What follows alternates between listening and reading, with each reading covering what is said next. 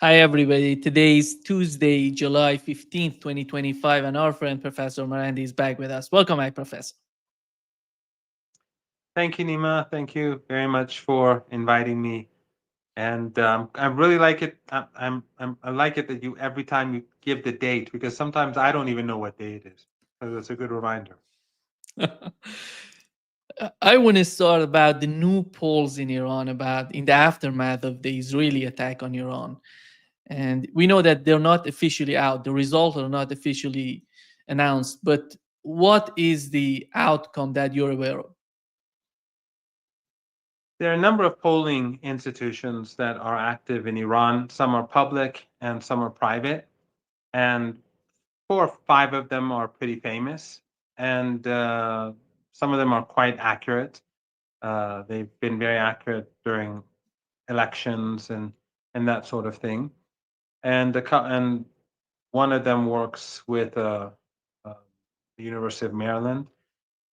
They all from the polls that have come out, they have all shown a huge jump in support for the everything in Iran. In other words, the mood uh, has shifted in the country, and there's a lot of national unity. There's a lot of uh, pride, uh, religiosity, uh, and faith has grown.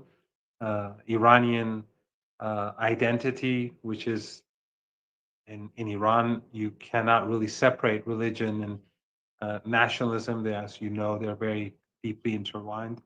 It has grown. Popularity among public figures, major important public figures, the armed forces, the guards, the army, they have gone through the roof. And there's a strong sense of victory among ordinary Iranians that they won this war.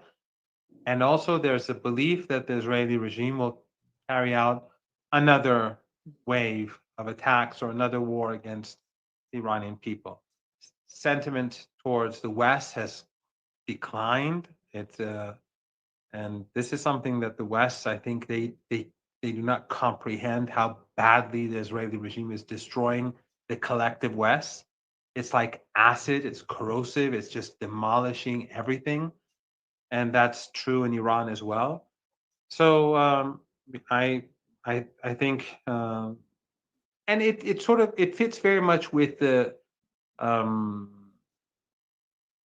the anecdotal experiences that I have on the streets, even though anecdotal experiences are not always very accurate because you know as well as I, in one neighborhood it could be the sentiment could be one thing, in another neighborhood it could be something else. In one city it's one thing, in another city in another it's different.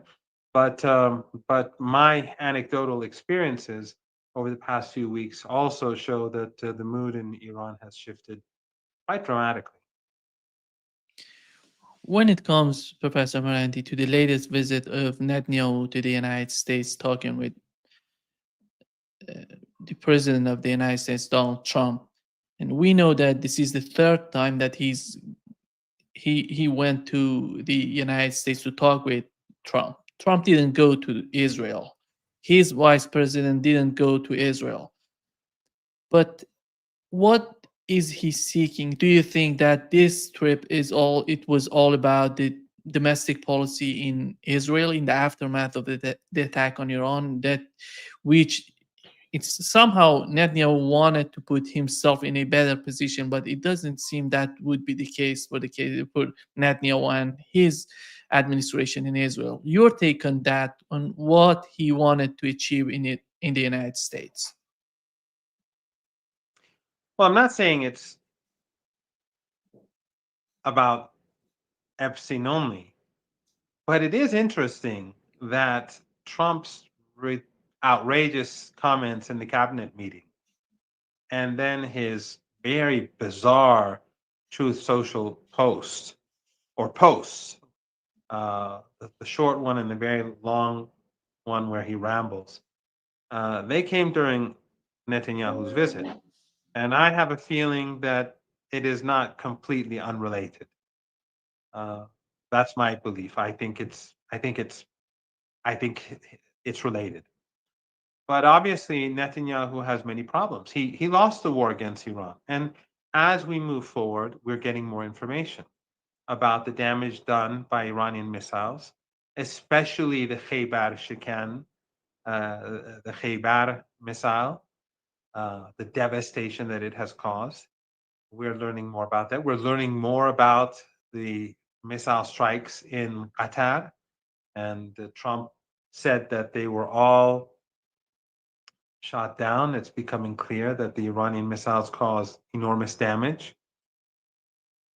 And of course, we all recall that when Trump, before the ceasefire, Trump said that Iran can sell its oil to China.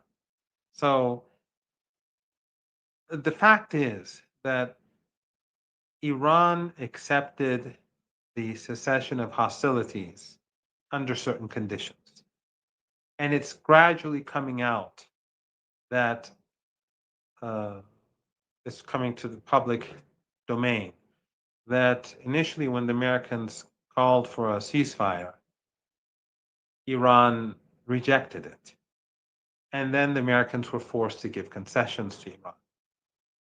And one of those concessions was what Trump said in public, even though Iran was exporting oil to China in large quantities. And that is something that uh, President Raisi did. He decided to, unlike President Rouhani, he decided to say, look, I'm not going to wait for the sanctions to be lifted. I'm not going to wait for a nuclear deal. I'm going to try to push the economy forward without a nuclear deal. And if we have a nuclear deal, well, I'll use that as well. But I'm not going to wait for such or for a deal to take place because it's not clear if it will happen or not. So he began to expand Iran's oil exports, initially with significant subsidized, and then gradually as the Iranian oil exports increased, the discounts were they were decreased. And when he passed away, when uh, last year, the Iranians were selling oil at maximum production levels and with almost at international prices. But basically, what Trump was saying was that the difficulties that Iran has, he's going to step aside. So there were conditions that the Americans had to accept for the Iranians to uh, accept a cessation of hostilities. So now we know that the Iranian victory was more decisive than was initially thought by many. I mean, I think it's almost universally accepted, except for in the West, where some people still believe the ridiculous narratives of the Western media and Western governments. I think in our region, it's universally recognized that Israel lost, and that it's no longer this uh, invincible force. That image has been shattered. But not only did Iran win, not only did the Israelis beg for a ceasefire and call for Trump to get the ceasefire, but Trump had to, when Iran rejected the ceasefire, after Trump attacked Iran, Trump had to give concessions to Iran. So Netanyahu has lots of trouble on his plate. So we know that inside the regime, they have many problems, and they have Gaza, they have a host of issues. So I think that the fact that Netanyahu stayed so long reflects the crisis that he is facing. Netanyahu has to stay in power. He has to keep the war going. He has to keep the genocide going. But at the same time, it's becoming increasingly difficult for him. And I personally think that what happened with the recent events and Trump's statements about uh, The Epstein uh, case. yeah, about the I don't know if I can say the word online, but the children and so on, uh, and Epstein. All this I think is going to make it a lot more difficult for the Israeli regime in the future because people are the Epstein. I think without the Holocaust in Gaza, without the war against Iran, without the the attacks on Lebanon, and this whole entire 21 months, this Epstein issue and the children, the girls, it would not have had the impact that it's had now at all. Because not only is this about as filthy as it can get, but and not only is it now being attributed, rightly so, with the Mossad, but also people are saying that this Mossad that is doing this to girls, and they're basically forcing our leaders to obey them, they are the ones who are pushing us into this genocide, and they are the ones who are they've made our government partners in this genocide. So I think that the damage that this Epstein case has brought about for Trump, but also for the Israeli regime, you've seen the previous Israeli prime minister lash out at Tucker Carlson. All of this shows that things are not going well at all for the Israeli regime. They're not going well at all for the American political establishment. And I think that the decline of the regime and the decline of the fortunes of the regime in Washington uh, is speeding up as a result. This was like a nuclear bomb exploding amidst the MAGA uh, camp and Trump supporters. You already see that among the left and among the young the liberal camp, the mood has changed. But now Trump has destroyed himself to a large degree among his supporters, and through his own stupidity alongside his corruption. But I think all of that is something that Netanyahu must be deeply, deeply, deeply concerned about.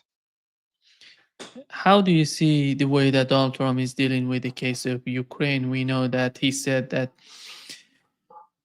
they're not gonna send weapons to Ukraine, and after all, he's sending a lot of weapons as the new contract comes out between the United States and Europeans. He said that they're gonna buy it from us and send it to Ukraine. They're talking about long-range missiles, but Donald Trump, in his latest talk, he said that he's not advocating to hit Russia, to hit Moscow. But after all, for those people who are watching what's going on with the Trump administration, what are the main issues dealing with this administration? Because the case of Ukraine can somehow be a very important issue for Iran to see how he's dealing with Ukraine, and then go to see the issue with the United States, between Iran and the United States. Well, the issue of innocent people dying aside, the issue of young soldiers dying aside, all of this is horrific. But the fact is that the United States is basically waging a war against the world. And this has made it even more difficult for it to sustain this. So, right now, what we're seeing is um, an intensified campaign against Russia in the collective West. Now, of course, Europe is going to be paying for this, according to Trump. But in any case, the collective West is going to be using its more of its resources to fight Russia. At the same time, they're using their resources to boost the Zionist regime, to help it carry out this Holocaust and to carry out all the wars that it's been carrying out against Iran. Now you see it's bombing Syria, and Syria is one of the tragedy of our time, really, with this conspiracy by Netanyahu and and Erdogan and Qatar and the United States. This is the end result. This is the end result. I mean, you know, everyone has been exposed, except for these what Salafi and Wahhabi mindless foot soldiers and these bought off intellectuals through oil and gas money. Everyone knows the truth. Anyone who is sane, anyone who is reasonable, they know the truth about Syria. Everyone knows. And that has strengthened the resistance, by the way, as well, because the resistance is completely vindicated. Everyone else knows what the plan was and why Iran was opposed to what was happening in Syria. This was not sectarian on behalf of anyone in the resistance. The whole resistance is about the Palestinian people. They're Arab, they're Sunni. The resistance was about them first and foremost, and continues to be about them. But those corrupt regimes with their huge wealth, they try to make this sectarian in order to, in their alliance with the Israelis, destroy Syria, which they've done.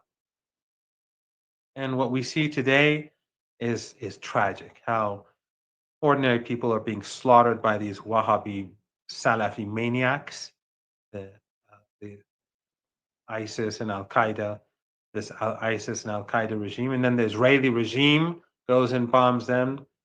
The hypocrisy of this, this criminal regime that brought about. And we saw how Trump himself said that he removed the sanctions because of Netanyahu. Now, the sanctions must have been removed. Those sanctions were always illegitimate and they targeted ordinary people.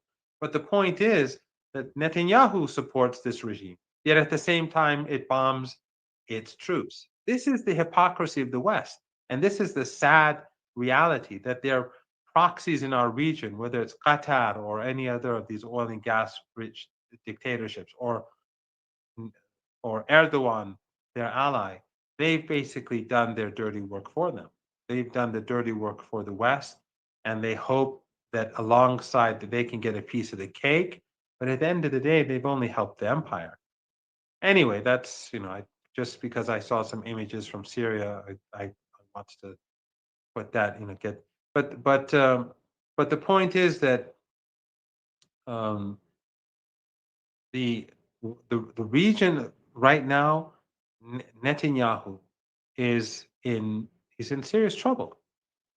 The United States is in serious trouble. Public opinion in the United States has turned against the United States, but they continue to pour in resources to help the Israeli regime alongside Ukraine. And the Israeli regime right now is despised across the region. Mute, people, when Iran was firing missiles at Israel, people across the region were cheering. People in Jordan were cheering. Mm. And these regimes were worried. They were telling their American allies that this is dangerous for us. For this to continue, this is dangerous because our people are seeing the Iranians strike back with success, and they are cheering on the streets, and that makes us look increasingly bad. So the Americans, the more resources they pour in for Ukraine, for Israel, the more divided their energy is. The trade wars that we see are intensifying again. And in addition to that, the Epstein issue at home, now the economy, the economic problems at home in the United States, all of that, and across Europe, all of that, the economic crisis in Germany, all of that aside, the Epstein issue, when you put all of these together, does not look good for the West. This is not good news for the United States. So the intensification of the war in Ukraine is not good for the Israeli regime because Western resources are not infinite.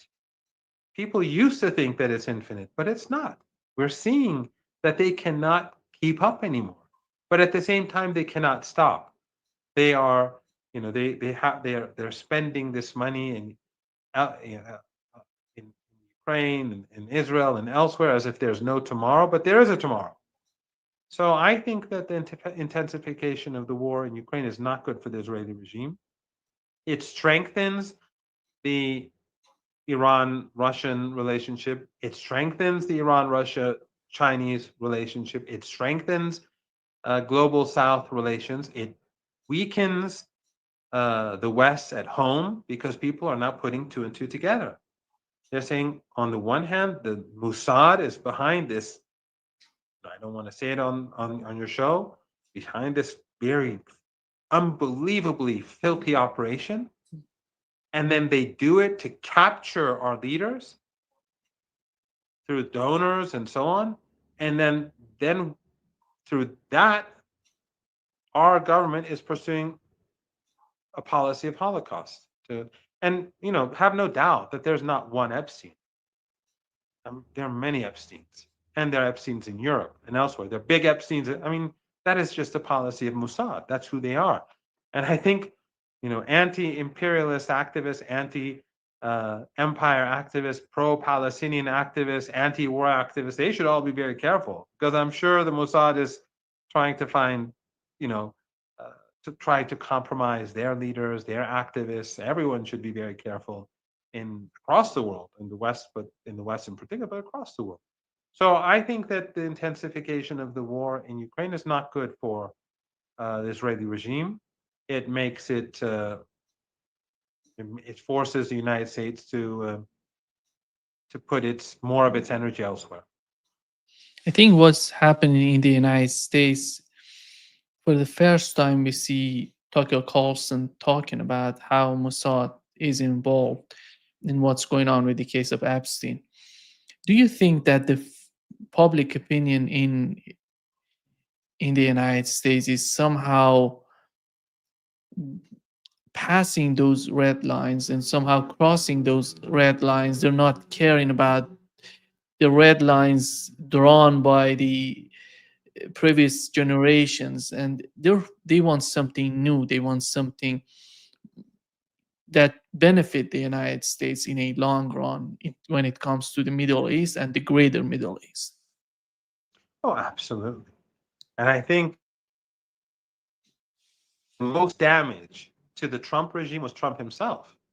His comments in the cabinet were disgusting, but they were not even necessary. He could have just kept his mouth shut, but he chose uh, to make those comments, which were outrageous. And then when his team tried to pin the blame on uh, the the Department of Justice, then he went on True Social and made it far worse. It's the damage is I think it's irreversible. Now he's going to try to distract attention through perhaps wars, through other means, but it's not going to work. I mean, this issue is something that is, I mean, it's just difficult to imagine. And one thing that I've learned, I was sure that this was true, but I learned was that the young girls who were given to Epstein were not given just for him. In other words, these girls were also some of these girls were also used elsewhere. That's why I'm saying that there's not just one Epstein. I'm sure that this global network is probably Epstein was the most high profile one and probably the most well known one. But the point is that this is something that goes far beyond a particular individual or a particular one network. And so the general disgust. I mean, Americans, like anywhere else in the world except for in Palestine, most people are decent. In Palestine, the Zionists overwhelmingly, they are disgusting people. They overwhelmingly support genocide. So them aside, elsewhere in the world, ordinary people would be outraged by such a conspiracy uh, where young children were being you know used in this way.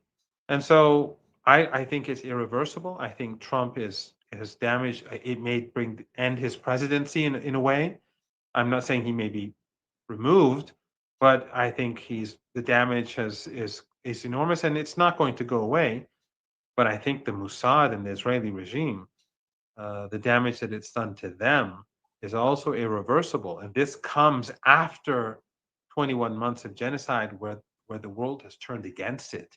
And even the United States, where Americans are the most propagandized people in the world, they've begun to turn against it. So this is really, really bad news for Trump. Very bad news for Zionists and neocons in the United States. They are in deep trouble, and I'm sure they're very worried.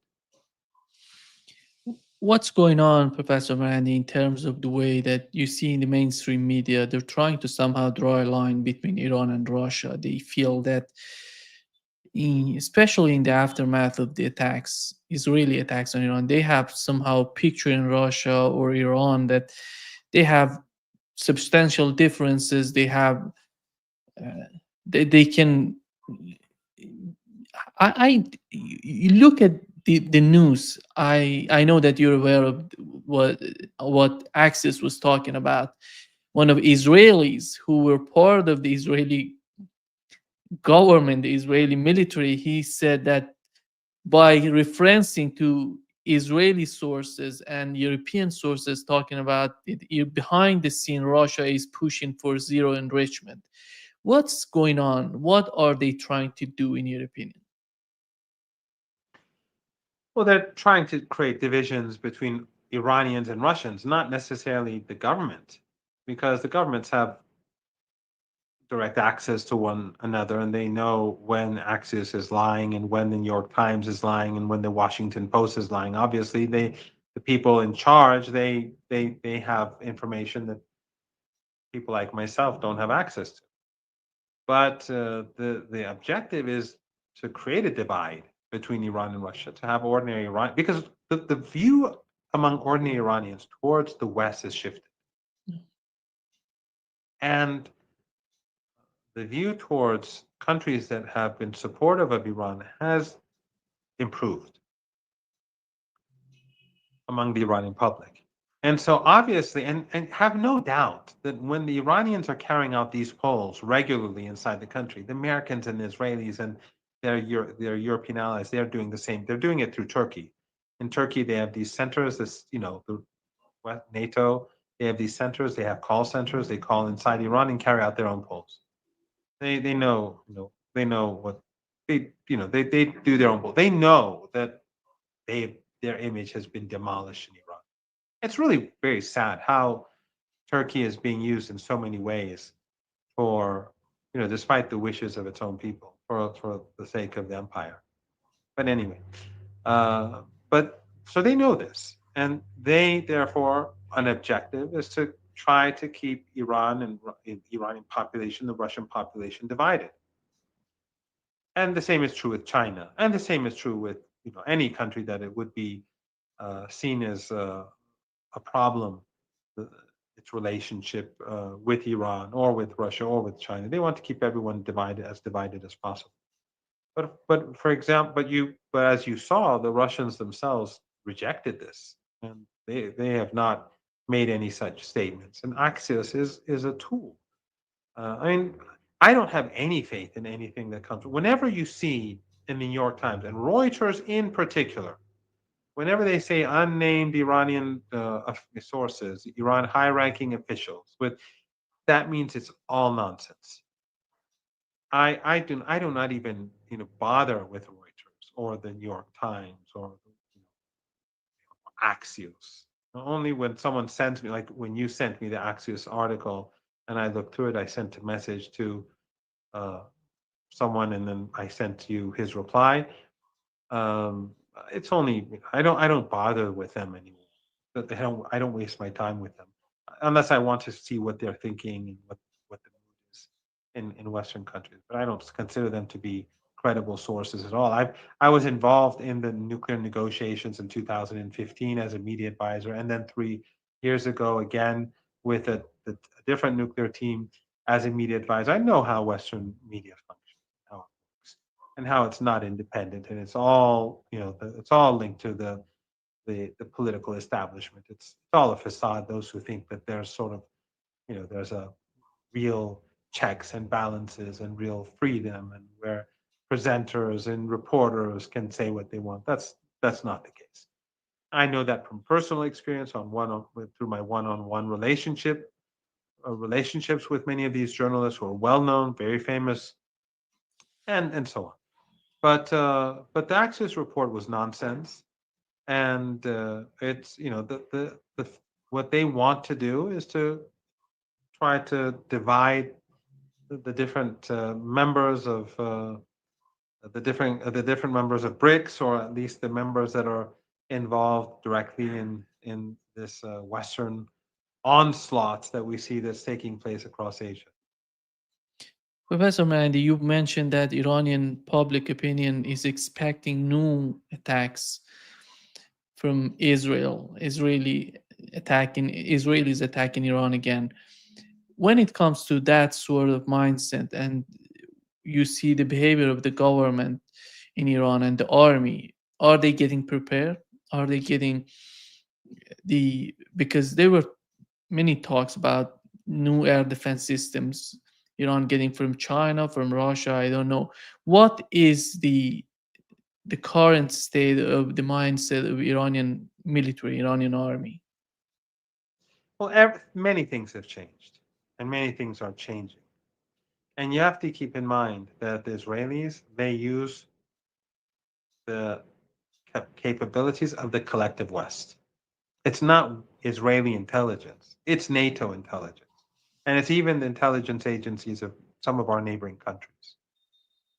Some of our neighboring countries are deeply involved in the Persian Gulf, to the northwest of Iran, and they are part of this coalition. You mean Azerbaijan? Again, in general, I don't want to name countries, but it's not just Azerbaijan. But in any case, the Republic of Azerbaijan. But and by the way, what Aliev is hated in Iran among ordinary Iranians, and especially among Iranian Azeris, because a lot of the airstrikes were taking place in towns and villages and cities near the border, and people uh, knew where he stood. But in any case, he's made it. They've made it that the United States, through its stupidity and through listening to the Israeli regime, it has made a catastrophic mistake. And those in the American camp, they've made a catastrophic mistake. They've miscalculated big time. I said this before. They convinced themselves that Iran is an unpopular regime, and it never was. Iran has always had a high degree of legitimacy in the eyes of the public, despite the sanctions, despite the difficulties. Yes, you have many people who are critical, many people who hate it. It's a society where people say, just recently we had a lot of journalists come to Iran, among, like Max Blumenthal, George Galloway, and many others. And they went and they traveled, they saw people say all sorts of different things as very normal society, very different from what they see in the West. But underneath, when you saw the funerals of the guards, the generals of the Revolutionary Guards, we saw millions on the streets of Tehran. They miscalculated. They believe the nonsense that Iran is a house of cards. It's not just about Iranians rallying to the flag. Iran always had, the Islamic Republic had a high degree of legitimacy, and this was only enhanced. So those who went along with this in neighboring areas, they made a big mistake, because they found out that Iran is much stronger than they thought and much stronger than they are. In any case, um, so the Israeli regime, with this collective support, they built up a network of collaborators, of spies, and which has been dismantled to a very large degree. And they gave it their best shot. A blitzkrieg attack, slaughtering ordinary people to get at these generals at home among their family, slaughtering their neighbors, creating hatred across the Iranian public, but also, it showed the world that it is because if you recall, in the past, these there are always these people who do not do anything for the Palestinian people, and they're usually people who get money, or they're somehow affiliated to this oil and gas money uh, in our region, and a lot of that oil and gas money, by the way, goes to third parties as well. I don't want to explain further, but for example, there's a government in our region that gets money from another government in our region, Qatar, to do their own state propaganda. I won't name the country, but I don't think that's very difficult to guess what I'm talking about. But anyway, so people across, these people have always been trying to say, downplay the significance of what Hezbollah did to help Gaza, downplay what Yemen did. And then throughout, they were saying the Iranians, they're not, even though it's the Iranians who were helping the resistance and in Gaza. One of the martyrs was a general who was in charge of the Palestine file. He was the person who was in charge of giving the support needed in order to sustain the resistance in Gaza. He was martyred by the Israeli regime. But in any case, by attacking Iran, those people who basically were trying to justify the inaction and the collaboration of their own governments with the Israeli regime, they have no argument left because Iran remains steadfast throughout. Iran continues to support the Palestinian cause as before. And so they've enhanced Iran's position, not just inside the country. Not only has Iran been strengthened inside the country, but Iran has become popular across the region and across the world. So see how things have been reversed. For decades, Iran was demonized. We were evil. We were backward. We were a theocracy. The mullahs, mad mullahs, evil mullahs. That narrative was something that I grew up with. And you could, you always had to try to convince people that Iran is not this crazy land that you hear about. It's a normal country. But it was hard. People now see through the facade.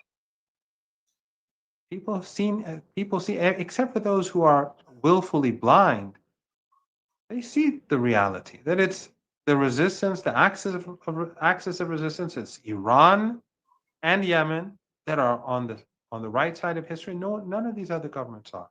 It's the axis of resistance, and no one else. No one else. All the others are on the wrong side of history. So Iran has been strengthened at home. Iran has been strengthened abroad. And this was, and those who are conspiring against Iran in the region, they're suddenly facing this reality.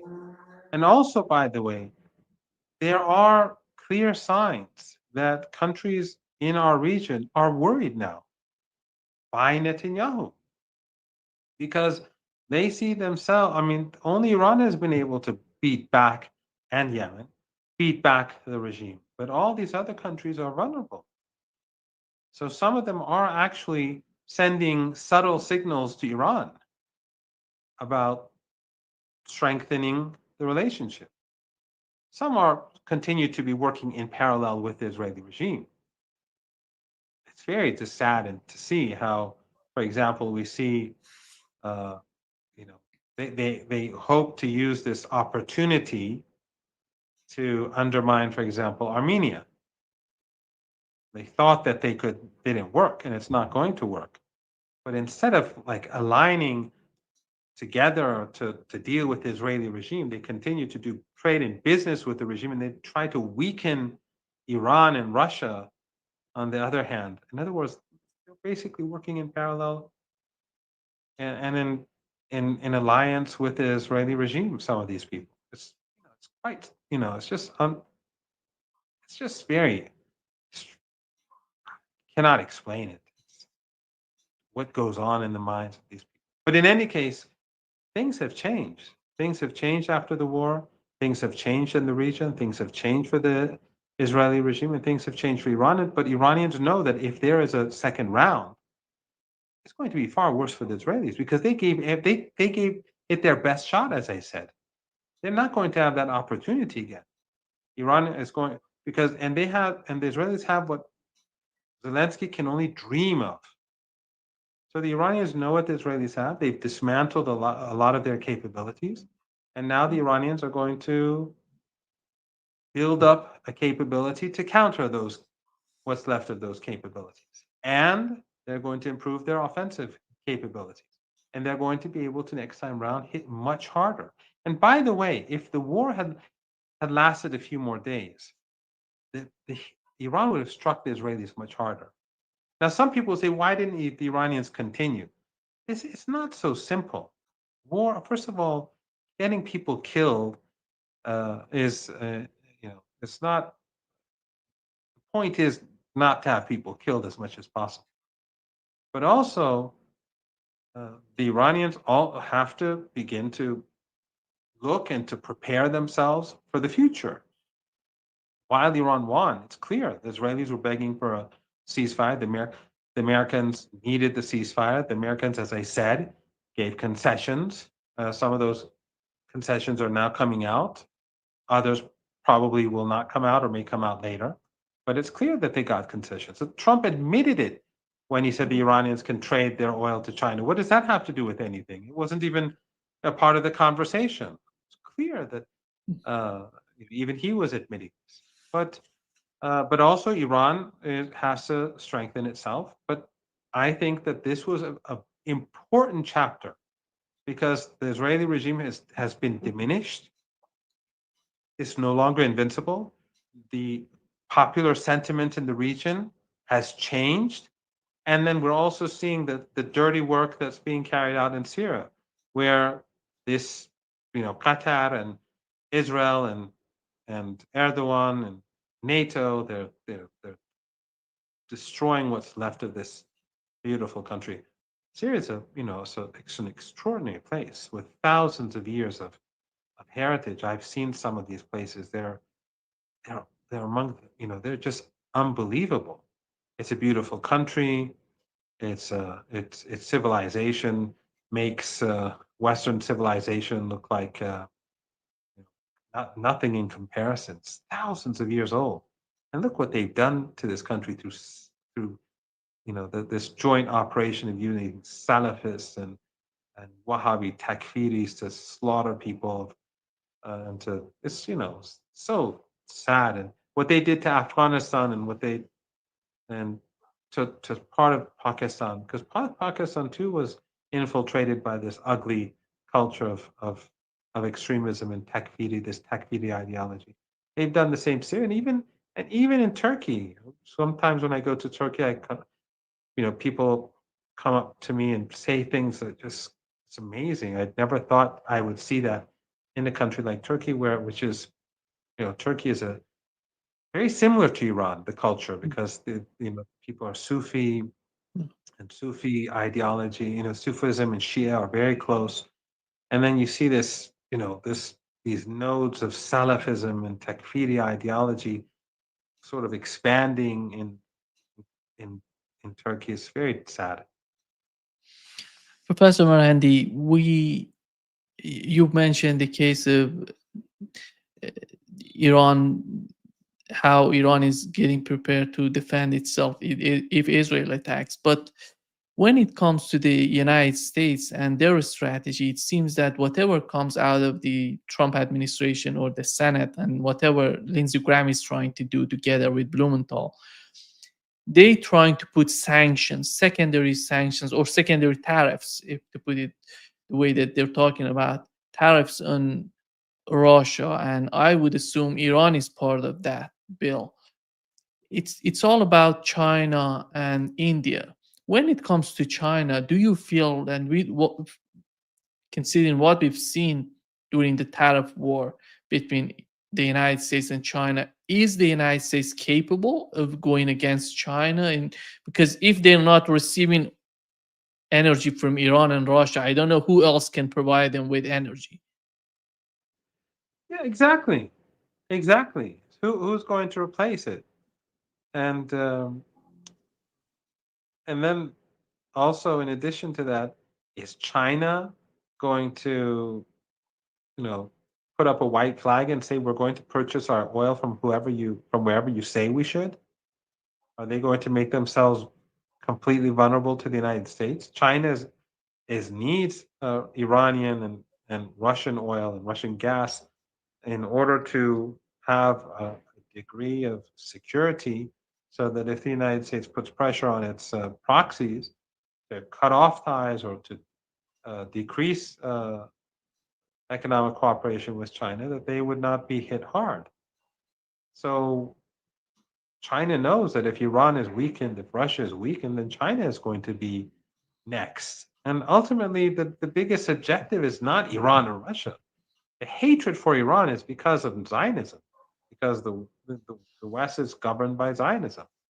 And Iran is the sole uh,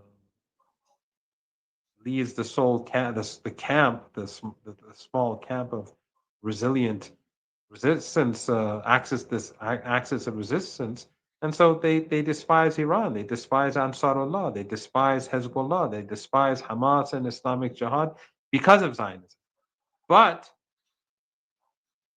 their hatred for China is different because China is their global rival. It's the global rival to the United States, and therefore, and China knows that they have,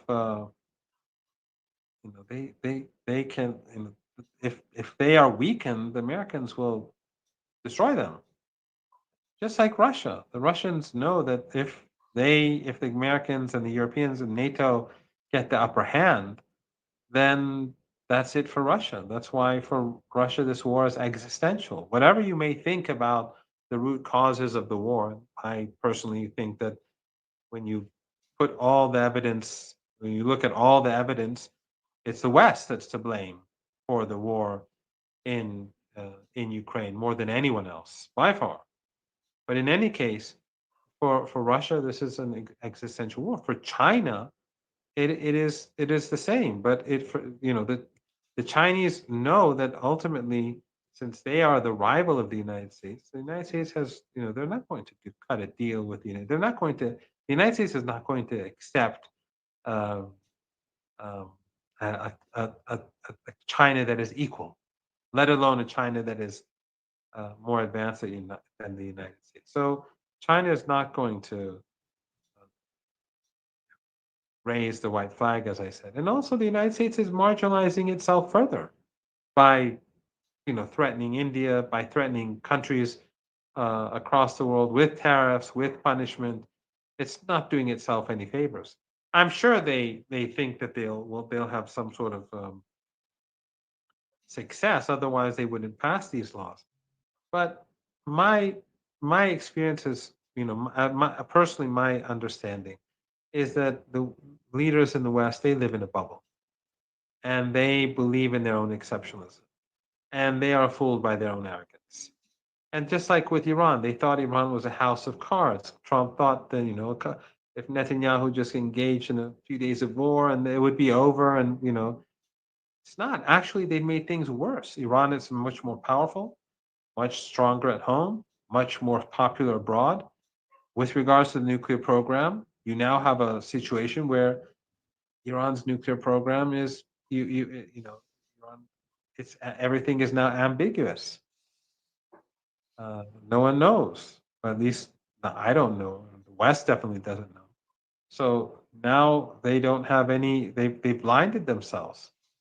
So in a way, by damaging Fordu or Natanz or the site in Esfahan, which are not huge sites.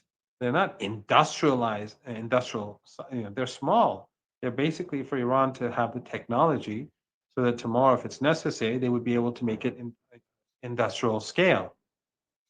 But the knowledge is there, the capability is there, the country produces its own uh, centrifuges, so the industrial infrastructure is there, and the Americans, now the Europeans will have much more, it will be much more difficult for them to figure out what goes on in Iran. So I think it was failure across the board. Yes, damage was done to the country. That's what happens in war. But people feel they won. And the government, and now if the Europeans go, use snapback and go, revive the UN um, um, resolutions, those sanctions they're already being applied. We're leading under maximum pressure sanctions. Iran's trade relationships with the rest of the world are being carried out despite maximum pressure sanctions. So no new sanctions will be added. UN and countries don't respect the UN Security Council sanctions like they did before, especially now that they see what the US and the West have done to Iran.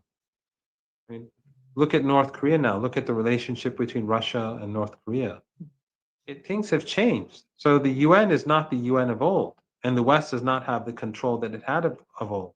The snapback actually is going to weaken the West because they will have no more leverage at all. That's the end. That's the last tool that they had in the toolbox. First, now it's nuclear ambiguity. Now they've used their last weapon against Iran. And when they don't have that, Europe becomes completely irrelevant, and the United States has no leverage.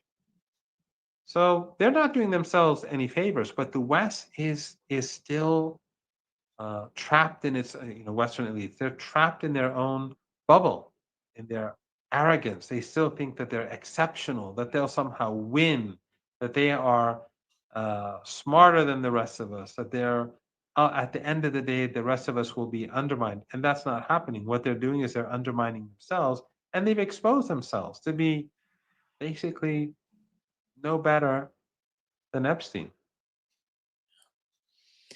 Professor Marandi, we know that Netanyahu, during the visit that he had with Donald Trump, said he was mentioning the case of humanitarian city in the southern part of Gaza in Rafah. When it comes to this sort of concept, it's not something new. They had it before, but to talk about it and to mention it during the meeting, do you think that in their mind it's a viable, it's somehow achievable in their mind? Because you see capitulated Yemen is going back and sinking ships, and that are heading to Israel.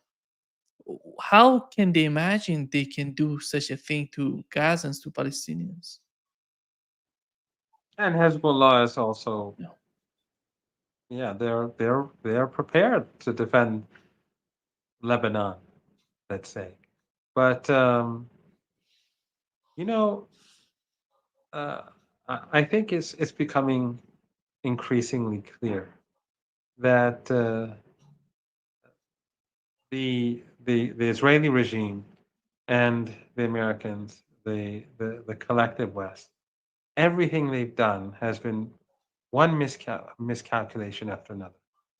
If anyone right now, after our discussion, they go to the South African uh, report, the complaint to the ICJ. Remember when they gave that 84-page long report. I'm not quite sure how long it was, and the statements made by the regime's prime minister, the minister of genocide, or and other senior officials, and their genocidal intent was very clear that they wanted to exterminate the Palestinian people. It was clear. But if you go and look at the statements made, they were promising swift victory over Gaza. And Netanyahu and the likes of Netanyahu have been making these promises for almost 2 years now. It's always where they're always on the verge of victory, but they haven't achieved it. And as I said, Zionism is like acid. It's corrosive. It's destroying. They've destroyed themselves. They're slaughtering tens of children a day. True, they're murdering 100 Palestinians a day, every day. on average, and they're imposing hunger. But every child that dies is destroying the Israeli regime. Every woman that's killed, every maimed kid is destroying the regime. Every image that people see online across the world is further destroying not just the Israeli regime, the German regime, the British regime, the French regime, the Canadian regime, the Australian regime, the New Zealand regime, the whole EU, all of them are being demolished by each and every crime that they're committing in Gaza. This is not a victory. They cannot achieve victory. Even talking about it, building a concentration camp makes this worse. The Israeli regime will not succeed. They are destroying themselves, just like with Epstein. Just like with Epstein. They used Epstein with great success, I'm sure. Through Epstein, I'm sure they've been able to change the course of events and policy making in the United States for decades, and other Epsteins. And I'm sure they're out there, as I said earlier. But ultimately, when they're exposed, every single girl, every single girl that was passed on to him and to others, that girl is is ripping down the regime, is tearing down the regime. It's tearing down the BBC. Every one of them is tearing down the New York Times, CNN, Washington Post, Western think tanks, all the different foundations and think tank. All of these institutions are being ripped apart. Are being there. If the acid is destroying them. So, the more crimes they commit, the more they are discrediting themselves, they're destroying themselves in the eyes of their own people and in the eyes of the rest of the world. In a sense, the Israeli regime is already dead. It's already dead. It's despised across the world.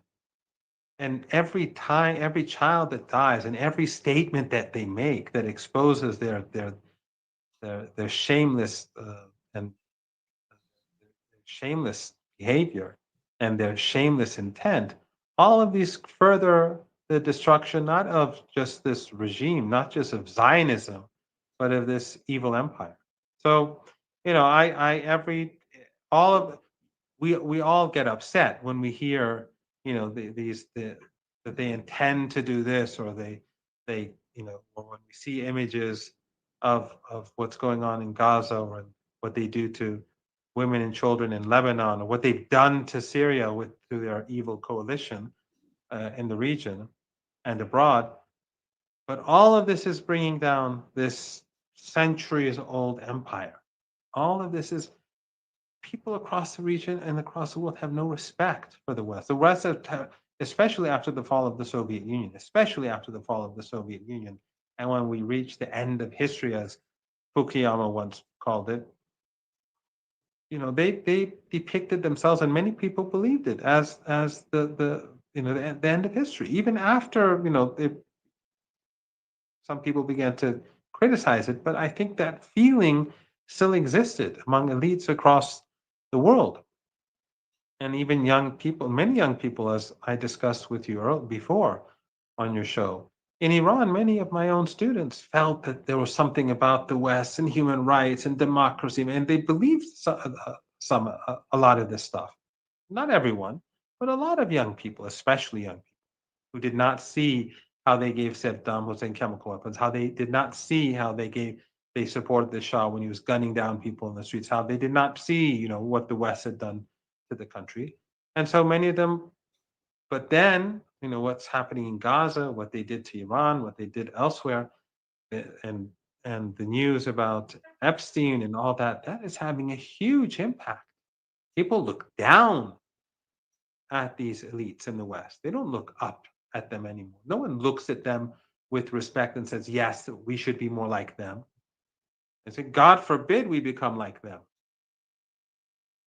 It can't be worse for them. It can't be worse for the Israeli regime. Yeah. Thank you so much, Professor Marandi. Great pleasure as always. It's always a pleasure. Thank you very much for having me.